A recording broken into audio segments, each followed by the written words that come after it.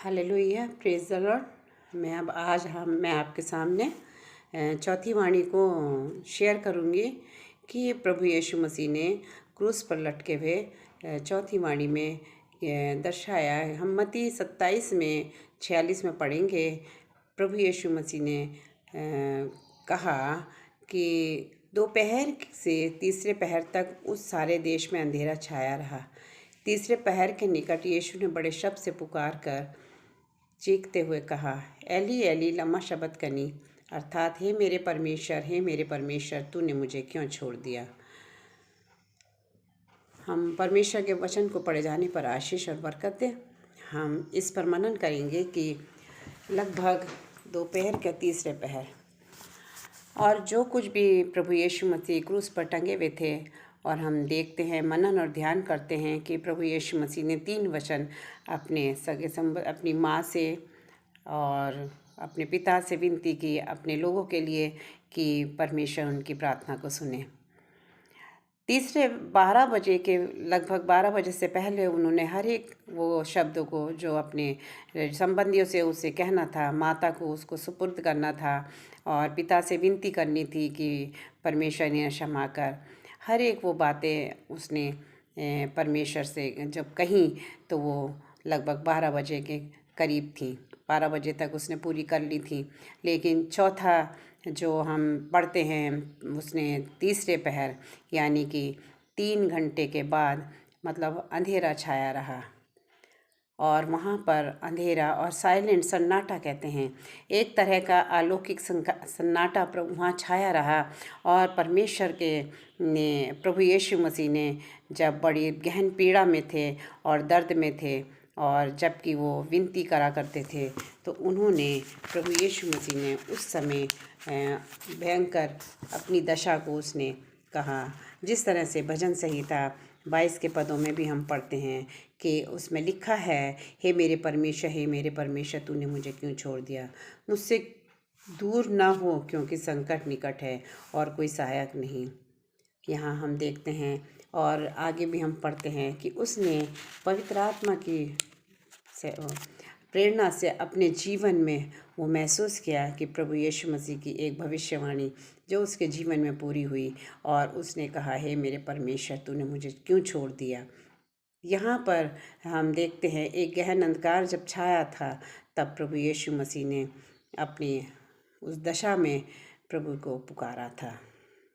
यीशु के जीवन के अंतिम सप्ताह में उसकी तमाम वो बातें, वो दुख शुरू हो गए थे।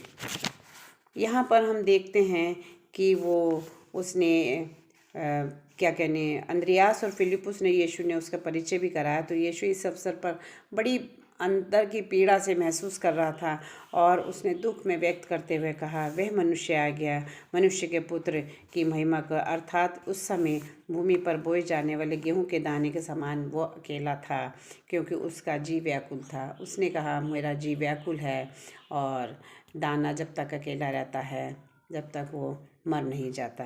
दूसरे अवसर पर हम देखते हैं कि वो गेत्सेमनी बाग में भी, जहाँ चेलों के साथ प्रार्थना में गया था, तो वहाँ पर भी उसने ये कहा, मेरा जी उदास है, मेरा दिल व्याकुल है, यहाँ तक कि मेरा प्राण निकलने पर है। तो वह थोड़ा आगे करके फिर जाके उसने क्या करा, मुँह के बल गिर कर परमेश्वर से प्रार्थना की। और हम देखते हैं वैसे ही नहीं जैसा कि तू चाहता है, हे परमेश्वर से प्रार्थना की कि प्रभु वो कटोरा मेरे जीवन से हट जाए, ऐसा नहीं कि जो मैं चाह रहा हूँ वो हो, लेकिन जैसा तेरी इच्छा है वैसे मेरे जीवन में पूरी हो। यहाँ क्रूस पर हम देखते हैं कि प्रभु यीशु मसीह जब लटकाया गया था, भजन वो यशायाह में हम पढ़ते हैं, उसके 52 का 14 में पढ़ते हैं कि क्रूस पर तो उसकी कुछ सुंदरता भी नहीं थी। लोग उसको देखते और उसका रूप मनुष्यों का त्यागा हुआ था। वो दुखी पुरुष था, यानी कि उसके अंदर बिल्कुल भी सुंदरता नहीं दिखाई दे रही थी। क्यों उसके अंदर वो सुंदरता चली गई थी? क्योंकि उसकी ऊपर हमारे गुनाह लाद दिए गए थे। वो उस अंधकार में क्रूस पर 3 घंटे के बाद यीशु अपनी मनोदशाते पुकार कर प्रभु को पुकार रहा था कि हे मेरे परमेश्वर तूने क्यों मुझे त्याग दिया। हम यहाँ पर देखते हैं यीशु पिता के परमेश्वर की उपस्थिति से वंचित था उस समय, जिस तरह से हम देखते हैं कि हम एक बच्चे को जब हम चलना सिखाते हैं, जब एक छोटा बच्चा बढ़ता है और चलना सीखता है तो माँ बाप क्या करते हैं, उसको चलने के लिए क्या उसको छोड़ते हैं, थोड़ा उसके पीछे रहते हैं लेकिन छोड़ते हैं। उसी तरह से प्रभु यीशु मसीह जब क्रूस पर चढ़ाया गया था, वो परमेश्वर के उस अंतिम बातों को पूरी कर रहा था, लेकिन उस अंतिम बातों से उसको मालूम था कि मैं कितनी गहन उस अंधेरे में अलौकिक अंधकार उसके जीवन में आ गया था। और हम देखते हैं वहाँ उसके सिवाय हर एक जन ने उसे छोड़ दिया था। उसको नाज़रेत के निवासियों ने, माँ बाप को छोड़ के सारे नाज़रेत निवासियों ने उसे छोड़ दिया था। जो भीड़ उस अंधकार में जब वहाँ पर वो लटका हुआ था, साइलेंट छाया हुआ था, तो वो भीड़ भी धीरे धीरे छट गई थी। वो मनुष्य का त्यागा हुआ था। हम देखते हैं वो भीड़ जिसने उसको होशन्ना होशन्ना के नारे लगा के उसको महायाजक वो राजकीय सम्मान दिया था, उसको वो भीड़ भी छोड़ के चली गई थी, क्योंकि वो मनुष्य का त्यागा हुआ था। हम यहाँ पर चलते हैं, वो अपने अकेलेपन में परमेश्वर को अलगाव से भयभीत करने वाली घड़ी थी कि उसके पास कोई भी नहीं था। जिसने संसार पाप बनकर परमेश्वर की संगति से वो छूट गया था। उसके ऊपर पापों का बोझ इतना भारी था कि वो उस बोझ के और उसमें कुरूपता जो आई थी, उसके अंदर सुंदरता नहीं थी, इसलिए परमेश्वर से अलग हो गया था। हम यहाँ पर देखते हैं 12 बजे तक उसने पिता और पुत्र के संपर्क में थे। 12 बजे तक वो अपने पिता से संपर्क में था।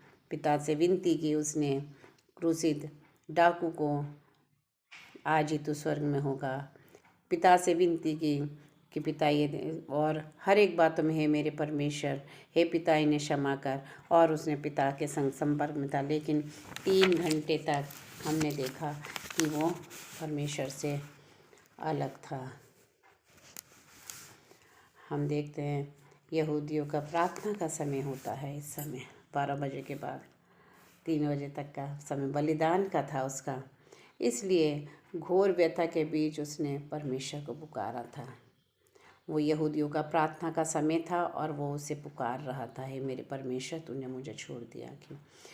इसी तरह से हम भी जब परमेश्वर के संपर्क में आते हैं, बहुत सी बार हम बहुत दुखी होते हैं, बहुत पीड़ा में होते हैं और हम समझ नहीं पाते और हम सोचते हैं कि परमेश्वर ने हमें छोड़ दिया।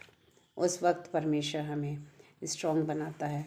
उस समय परमेश्वर हमें मांगने वाला बनाता है, जब हमारे पास कोई रास्ते नहीं होते, जब हमारे पास कोई पीड़ा से हम तड़पते हैं। जिस तरह से हमने देखा प्रभु यीशु मसीह उस क्रूस पर, जो कि 3 घंटे तक पिता से संपर्क में रहा, 12 बजे तक पिता के संपर्क में रहा और 12 से 3 के बीच में वो परमेश्वर से अलगाव हो गया था उसका। और तब वो उसने जब प्रार्थना का समय यहूदियों का आया, उस समय उसने परमेश्वर को पुकारा, मेरे परमेश्वर तूने मुझे क्यों छोड़ दिया। परमेश्वर ने सारे अधर्मों का बोझ यीशु पर लाद दिया था और वो ऐसा छिपा कि वह नहीं सुनता। लिखा हुआ है वचन में, तुम्हारे पापों के कारण उसका मुंह ऐसा छुपा हुआ है कि वो हमारी नहीं सुनता। और इसी तरह से प्रभु यीशु मसीह जब पापों से बोझ से दबा हुआ था, तो उसने उस बोझ को लेकर जब जा रहा था, तो परमेश्वर उसकी नहीं सुन रहा था। हम परमेश्वर पिता से परमेश्वर प्रभु यीशु की कलवरी का न्याय, पापों की मृत्यु का दंड अपने ऊपर ले लिया था।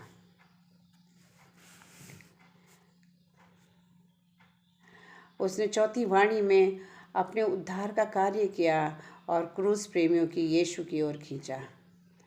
अपने जो क्रूस को प्रेम करते थे या जो दुख से प्रेम करते थे, जैसे यीशु ने प्रेम किया। हम देखते हैं कि उस समय एक कुकर्मी का मन परिवर्तन हुआ। जब वो क्रूस पर था तो कुकर्मी का, जो क्रूस पर टंगा था, उसका मन परिवर्तन हुआ। हम देखते हैं रोमी सूबेदार का मन भी फिर गया। रोमी सूबेदार ने भी प्राण छोड़ते समय घटनाओं को देखा और उसने कहा, सचमुच में यह परमेश्वर का पुत्र है। हम देखते हैं कि साधु सुंदर सिंह का क्रूस प्रेम हमने देखा, उसकी हमने कहानियाँ सुनी हैं, बहुत सी बातों में उनका त्याग देखा है। उसने अपने क्रूस के द्वारा बहुत से क्रूस प्रेमियों को अपनी ओर खींचा। शिष्यों का क्रूस प्रेम हमने देखा कि शिष्य जब तक यीशु ने कहा, जब तक गेहूं का दाना भूमि में न गिरकर मर नहीं जाता तब तक फलता नहीं है। जब यीशु मसीह क्रूस पर से अपने प्राण दे रहा था या व्याकुल था, तो उसने उस क्रूस पर जब परमेश्वर को पुकारा तो उसके क्रूसीकरण से शिष्यों का क्रूस प्रेम बढ़ा। शिष्यों ने यीशु को क्रूस पर मरते हुए देखा। शिष्यों ने उस रास्ते में उसको क्रूस उठाते हुए देखा। शिष्यों ने गतसमनी बाग में उसकी व्याकुलता को देखा। हर एक बातों को देखते हुए शिष्यों ने देखा कि, और हम देखते हैं यही कि उन शिष्यों ने जो कुछ भी देखा उसकी वजह से वो अपने ईमान में मजबूत हुए। और वही पतरस जो डर कर प्रभु का इनकार कर रहा था, उसी पतरस ने खड़े होकर भाषण दिया और 3000 लोग एक ही दिन में विश्वास लाए। और हम देखते हैं संपूर्ण संसार का क्रूस प्रेम। अगर हम संपूर्ण संसार में पाए जाते हैं तो हम बहुत से लोग परमेश्वर से प्रेम करने लगे, उसके क्रूसीकरण को जान सके कि उसने बहुतों को ऊपर खींचा। क्योंकि वचन में लिखा है, जब ऊंचे पे चढ़ाया जाता है तो वो बहुतों को खींच लेगा। तब उसने चौथी वाणी की हमें शिक्षा देती है ये कि प्रभु यीशु के जीवन का ऐसा अनिवार्य भाग था कि घोर व्यथा के समय भी उसने यीशु ने परमेश्वर को पुकारा। आज हमें भी ज़रूरत है कि हमारे जीवन में भी प्रभु स्थान पाए, क्योंकि हम भी उन जीवते परमेश्वर को मानने वाले हैं। हम अगर उस जीवते परमेश्वर को मानते हैं तो उस क्रूस को जिस तरह से हम डरने वाले ना बने, जैसे यीशु ने कहा, हे मेरे परमेश्वर तूने मुझे क्यों छोड़ दिया। जबकि यीशु उस गहन पीड़ा में तड़प रहा था, परमेश्वर उसे पूर्ण तरह से तैयार कर रहा था। उसका एक आखिरी कार्य उसके जीवन में हो रहा था, क्योंकि परमेश्वर उसे पूर्ण रूप से परफेक्ट कर रहा था।